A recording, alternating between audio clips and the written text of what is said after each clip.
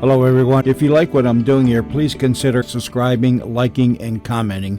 It would really help the channel out quite a bit. Thank you very much. Good evening. This is Robert Young. For just about a year now, we've been trying to figure out what to do about the control of atomic energy. We know that ways of controlling it must be worked out, or it will destroy us. Now we are nearing a crisis. Will we have the wisdom and the courage to do what must be done to save ourselves, or must we go down to destruction? The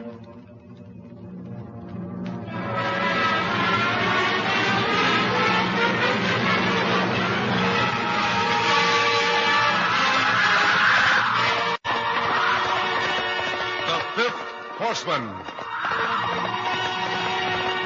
4 horsemen rode across the land, and their names were War, Pestilence, Famine, Death. And to these now is added a 5th horseman, the threat of the atom.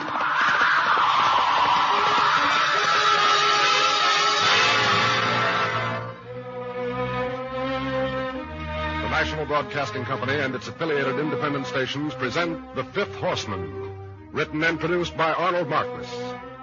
Here is the plain truth about the awesome significance of atomic energy and the hour of decision which faces mankind. Starring Robert Young, this is the 4th in the series titled Crisis.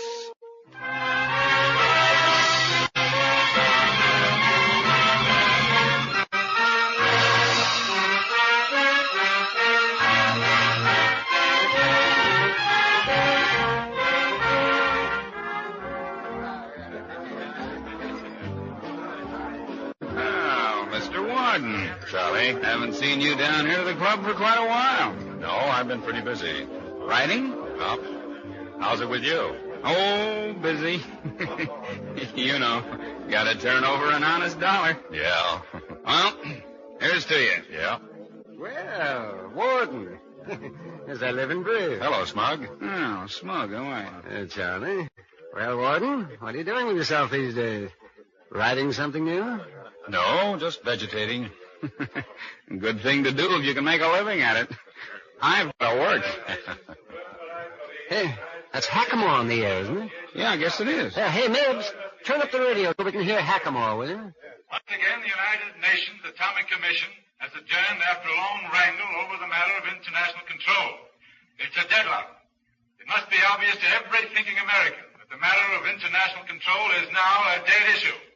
It is now 1948. He doesn't know what he's talking about. He's got a big following. Yeah, he's doing all right. What he says is not only nonsense, it's poison. Oh, Hackamore? I'd take his word any day. Oh, Hackamore's all right. Who's he hurting? Atomic bomb was developed in this country. All the technologies of working with atomic energy were worked out by us and paid for with our money. It's time that we realize this. We can be thankful that we still have in this country Americans like Gardner Bellows, who has mixed no words in his announcement that he will lead the movement against any further negotiations. Let the deadlock in the United Nations Atomic Commission prevail. This is Hackamore saying good night. He's wrong. Well, we've certainly given the other countries every chance. That isn't the point. We even offered to build atomic plants everywhere they might need atomic power. Promised to give their scientists and their engineers the know-how so that they could take over the plants and run them themselves. And all we asked in exchange was the right to make sure that these plants are not used for making bombs.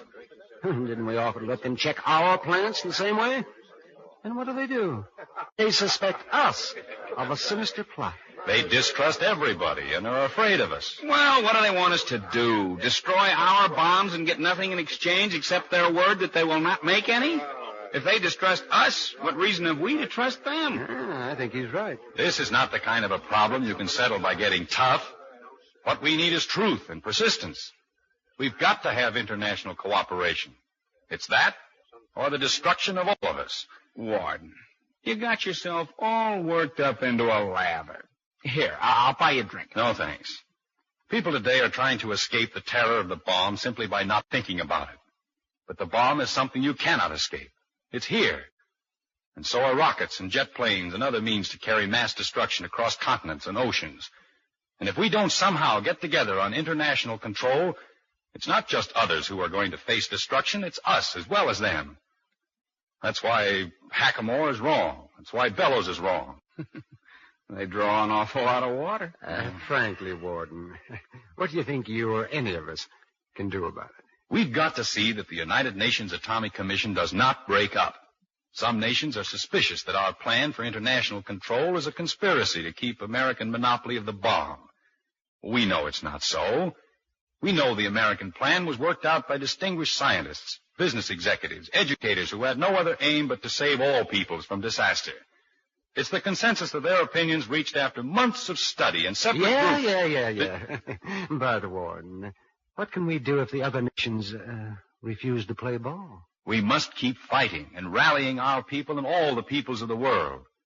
The people of the other nations must know that the American people is behind it. Did you hear Congress interrupting its squabbles over OPA or labor and solemnly and unanimously proclaiming its determination to see the plan through, as unanimously as they acted on Pearl Harbor Day? I didn't. Did you hear political parties, unions, professional organizations all supporting the plan and petitioning the Congress and President and the United Nations to act on it? I didn't. And if we don't? An armament race will come the like of which the world has never seen. And in its wake will come regimentation and despotism and loss of freedom everywhere. And then atomic war will come. And the world we know will be destroyed.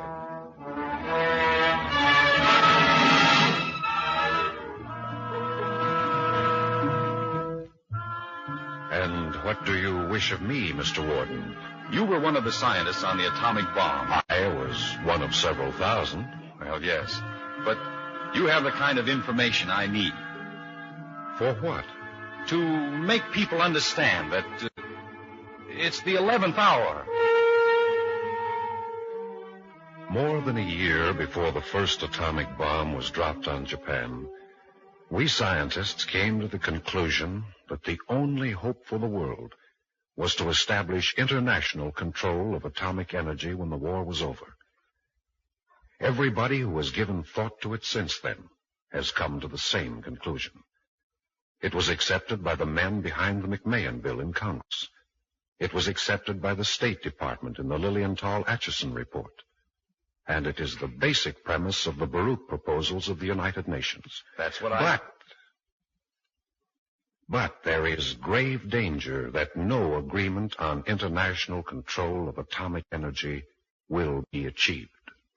But you scientists have not given up. Far from it. Then don't you think that international control could be worked out if people understood? With Hackamore and Bellows out to fight further negotiation, the outlook is very grave. If we can get powerful public support behind us, then the United Nations Commission will have to meet again to try to break the deadlock. If we cannot, then the representatives of the other nations will go home, and the armament race will be on, irrevocably. I need your counsel and your help. You have it.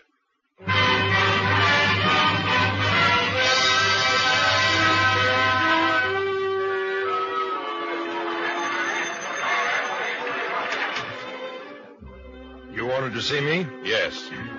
By this time, Mr. Editor, you know what I stand for. We've carried stories of your activities and of the activities of your new organization. Mr. Editor, your newspaper has taken the position that the proposals made to the other countries in the United Nations Commission put the other nations on the spot.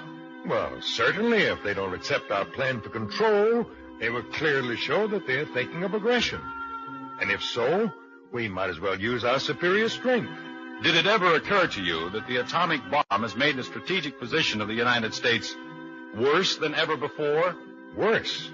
I don't quite get your reasoning, Mr. Warden. This is what we plan to discuss in our mass meeting at the auditorium tomorrow night. Will you come? Well, no. I've got a lot of important things to do. But I'll send a reporter.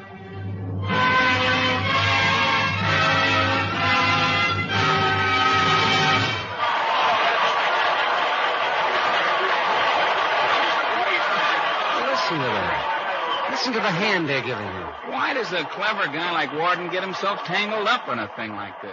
A lot of people here who don't agree with him. Listen. Let us clearly understand. that we are not in a superior position because we have the bomb. Our advantage is only temporary. It'll take 20 to 60 years for them to catch up with us. Some nations may catch up with our present production in 5 years. Yeah.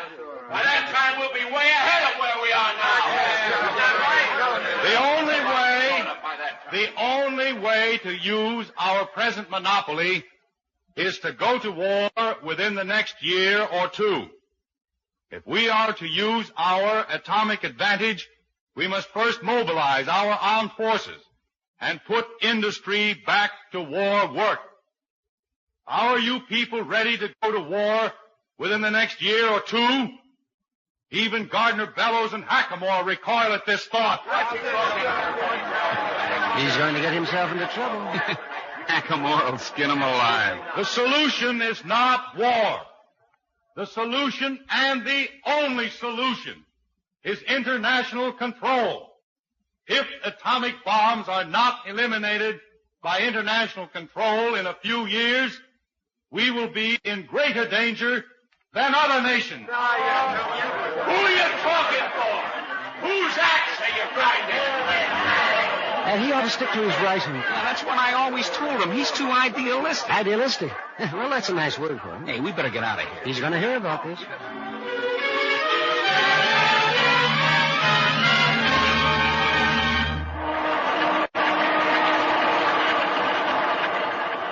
What Warden said last night at the auditorium was not so much a matter of being right or being wrong.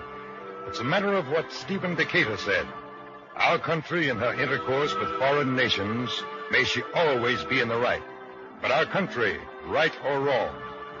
Even if Warden is right about the United States being in greater danger than other countries, by publicly stating this, he has placed us in a detrimental bargaining position.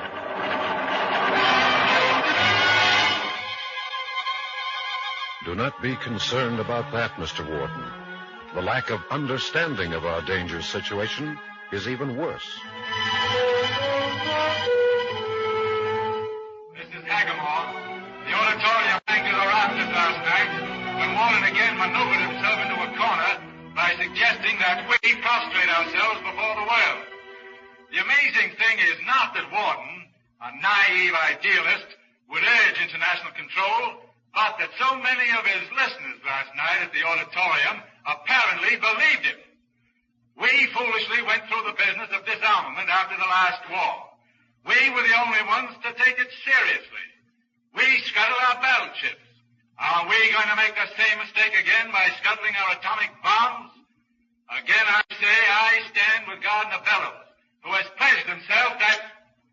I've got to go and see Gardner Bellows. He will not see you. I can't believe that he's willful. He simply doesn't know. Many other men who worked on the bomb spent as much time with him as I did. But he was more bigoted, more dogmatic when I left than when I came. Well, this is different. You're a man of science. I'm just... Oh, I'll get it. Yes. Hello? Hello, Mr. Warden. Yes? I've just been listening to Hackamore on the radio. Yes, I heard him. Oh, you did? Well, I just wanted to say that I was at your meeting, and I heard you talk, and you're right. Well, thank you. And if there's one man who's misinformed in this whole setup, it's Hackamore. Well, you know what he thinks of me. Yes, but Gardner Bellows is the real danger. But we're behind you, every man in my organization. And we'd like to know if you mind our quoting you. I don't believe I got your name. Sleazy, Lud Sleazy. Lud Sleazy. Mm-hmm. We've been supporters of yours ever since you started. It's either international control or nothing. That's right. Well, thanks for talking to me. Goodbye. Oh, just a minute. Just a minute. Oh, he hung up. Someone you knew? No, he said he was at the auditorium the other night and that he just heard Hackamore and called up to say that he thought we were right. Mm-hmm. I wanted to ask him the name of his organization. Did he mention Bellows? Yes, he said Bellows was the real danger. I think he's right. We've got to get people to realize, to understand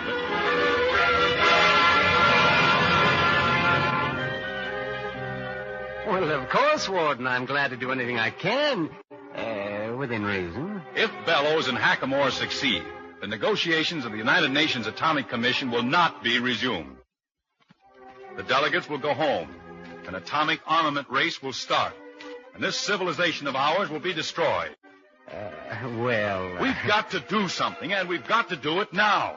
And, what do you propose to do? Organize to make every person understand what we're up against.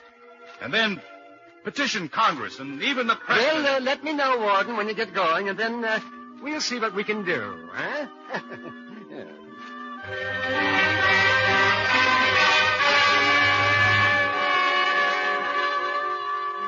So it turns out, just as I predicted.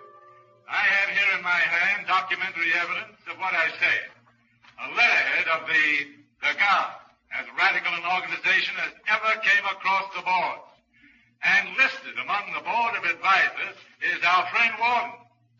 These letterheads have gone out by the thousands with, mind you, quotations from the speech Warden made at the auditorium the other night.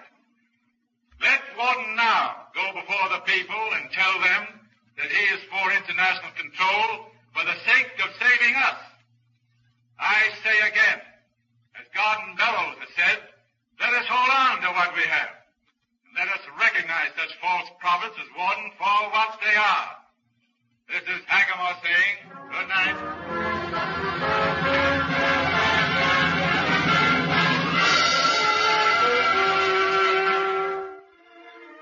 I have come to speak for Mr. Warden because he would not speak for himself. Warden's quarrel is with Hackamore and Gardner Bellows, not with me.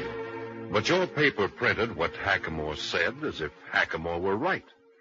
Well, here's a photostatic copy of the letterhead with Warden's name on it, and with a quotation of what Warden said that night at the auditorium. Mr. Editor, I was with Mr. Warden that night he was called and asked if he could be quoted.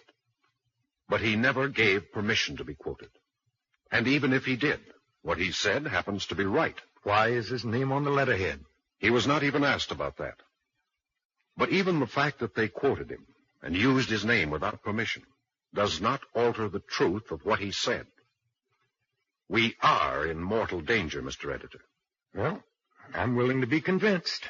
But again, I say your quarrel is not with me. It's with Hackamore.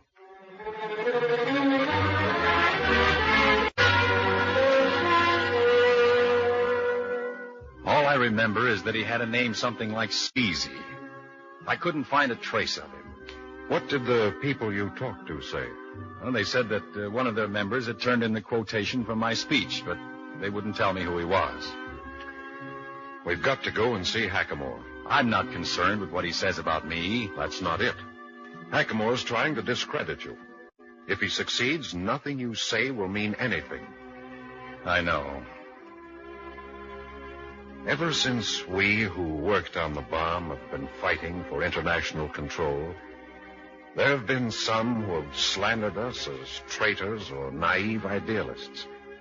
But we have gone on, for there's nothing else to do if we are to survive.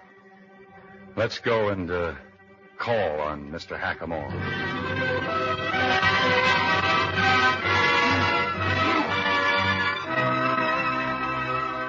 It's down in black and white here on the letterhead, and that's enough for me. You know that Mr. Warden did not give permission for his name to be used? But he did say what's on that letter, didn't he? Yes, I said it, Mr. Hackamore, and I mean it. It's time you understood that we cannot prevent any nation from making atomic bombs. And once everybody has atomic bombs, having more of them cannot save us from being destroyed. We proved that we can outproduce any nation on Earth. That means nothing. If the United States can be destroyed by 1,000 atomic bombs, what advantage do we have because we have 10,000 bombs? Now, Mr. Warden, you're wasting my time. I've waited a long time to talk to you, Mr. Hackamore. I'm not interested in further conversation with one who obviously has placed the welfare of foreign nations above his own. Wait a minute. I'm not through, Mr. Hackamore. I've been wanting to talk to you for a long time. I'll have to ask you to leave. Come on, Mr. Warden. It happens that... Well, please leave, Mr. Warden. Well, hello, Warden. Hello, Charlie. If you ever try to come back, I'll throw you out. Having trouble, Warden? Why, wait a minute. Let it go.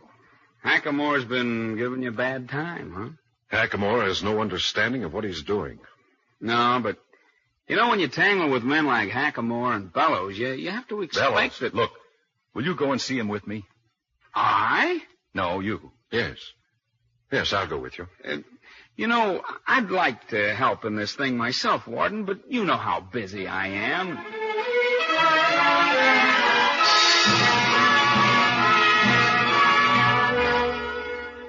I'm sorry, Mr. Bellows is not in.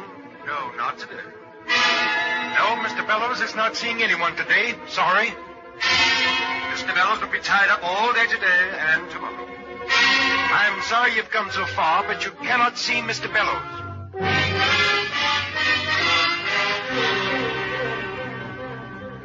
Of course I've heard about you, Mr. Warden. Yes. Well, And do I understand that you, sir, were one of the scientists on the atomic bomb? Yes? Hackamore wired me of your position. I see. Is there any reason why we should sell ourselves out? No one suggests that we sell out to anyone. It's not a question of goodwill or humanitarianism or being suckers. It's good common sense. For in an atomic arms race, some nations will have several advantages over us. With the bomb in our possession? Yes, with the bomb in our possession, Mr. Bellows. First, there are fewer critical targets in other nations than in the United States. Since we do not plan to start a war ourselves right away by bombing other nations, there will only be war after the other powers of the world have bombs too. And this will not be long. Then we will discover that the nation that is the best target is at a disadvantage. And secondly, whether we like it or not, the government planning in some foreign nations makes dispersal of cities and industries much easier than in the United States. So you endorse regimentation. The very things that Americans dislike most. I endorse nothing of the kind, Mr. Bellows. But other nations are thinking in terms of dispersal of their cities and industries right now. Are we? You forget, Mr. Warden, that we have the bomb. The other nations do not. Not yet, but they will. And then what will we do? Will we train secret agents to plant atomic mines in other countries to avoid the risk of interception of planes or missiles? Will we establish some kind of Gestapo at home to track down atomic bomb saboteurs who could be sent here? Are you suggesting that we establish some kind of Gestapo in the United States? We'll have no choice. But the greatest disadvantage we will have, if there is another armament race, is this. In some powers, because of the nature of its government, a small group can make sudden decisions without delays due to vacillations of public opinion or for any other reason. In the start of an atomic war, that is all important. Are we prepared to put such power into a small group of men in this country? Do I understand that although we alone have the atomic bomb, that we have more reason to fear it than other nations? That is right. Gentlemen, I've been very patient with you. Mr. Bellows, in the atomic age, the United States is one of the most vulnerable nations on Earth. That's like saying that because we're strong, we're weak. Most of the population of the United States is concentrated in 85 large cities. Our great industries are concentrated in about a dozen localities. What do you suppose would happen if these concentrations were hit all at once with hundreds or even thousands of atomic bombs? Other nations are facing the same danger. They're not as badly off as we are. We've been equal to every emergency so far. Who would order people to leave our cities? Congress? And what do you think this whole matter of dispersal would do to our standard of living, and our free institutions, and our personal liberties? If we are to avoid this disaster, we must have international control, Mr. Bellows. International control is one thing. Security is another. The Senate and the House Committee on Atomic Energy have agreed that no atomic secrets can be revealed to anyone until Congress so decides. This, Mr. Warden, is also my view. And it is also my view that I am in no way disposed to sell out any of the sovereignty of the United States. I am a realist. We must keep and develop our weapons and keep the right to use them when and how we wish.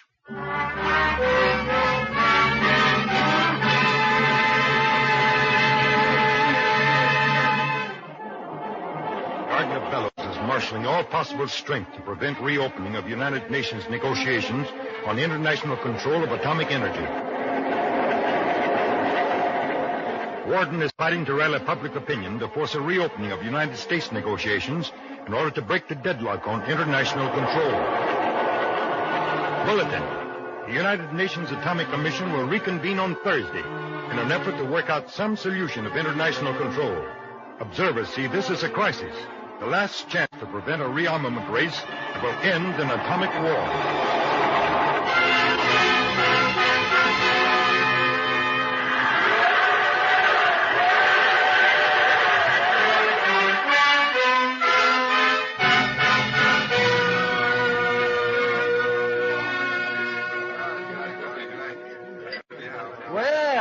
Back in town, eh, Warden? Yes? Here you put up a whale of a fight to keep the negotiations on international control from breaking down. Well, they're in session right now. Hello, Warden. I heard you were back in town. Hello, Charlie. I see that guy that used your name and quoted you walked into the paper and admitted the whole thing. Yes?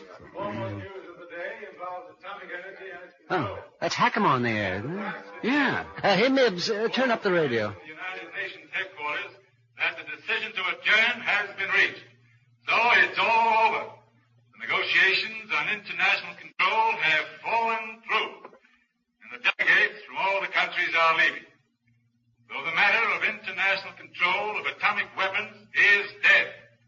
The United States will not have to yield one iota of its sovereignty. We have the bomb, and now if the other nations of the world want to... Hey, wait a minute, Warden. Don't turn off that radio. This time you listen to me. We can start saying our prayers right now. All of us. Our last chance for peace and freedom is gone. The race of destruction is on. For a short while, you can play at being free, independent, and secure. Soon you'll be regimented and guided and watched at every turn, all to protect you from the terror of atomic war. You'll hide underground, and you'll live and die where you were told. Then, one day, the war will come, and the cities all over the world will crumble in dust. Epidemic will ravage the countryside, and our civilization will be a thing of the past.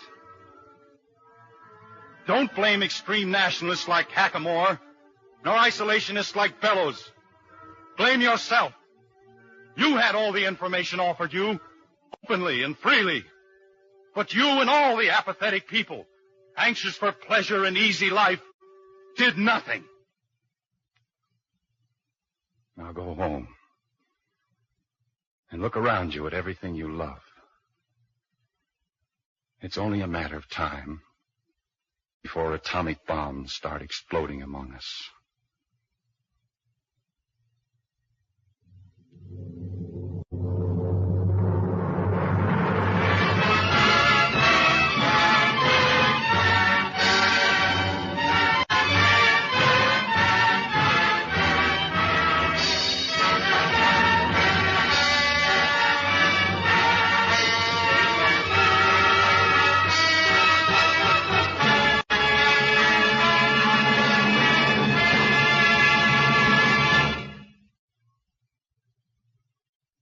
Ladies and gentlemen, you have just heard Robert Young in the fourth program in NBC's new series, The Fifth Horseman, written and directed by Arnold Marquis.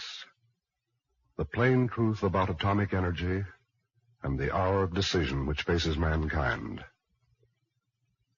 Next week at the same time over most of these stations, the National Broadcasting Company will present the fifth program in this series titled 0-1, a story of what happens in a world heading for atomic war.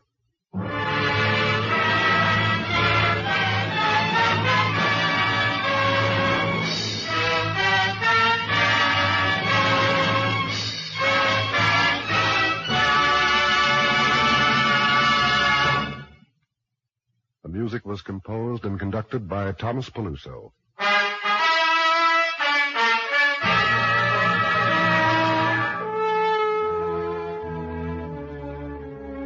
The Fifth Horseman came to you from Hollywood.